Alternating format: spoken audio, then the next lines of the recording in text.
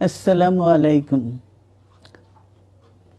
দীর্ঘদিন অসুস্থ থাকার পর আপনাদের সামনে কথা বলতে পারার জন্য আল্লাহর কাছে শুকরিয়া আদায় করছি।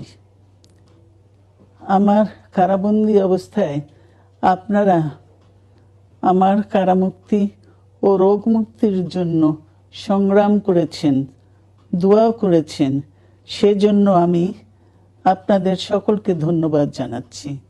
দীর্ঘ আন্দোলন সংগ্রাম ও ত্যাগের মধ্য দিয়ে আমরা ফ্যাসিবাদী অবৈধ সরকারের কাছ থেকে মুক্তি পেয়েছি। আমি আন্তরিক ধন্যবাদ জানাতে চাই আমাদের বীর সন্তানদের, যারা মরণপণ সংগ্রাম করে এই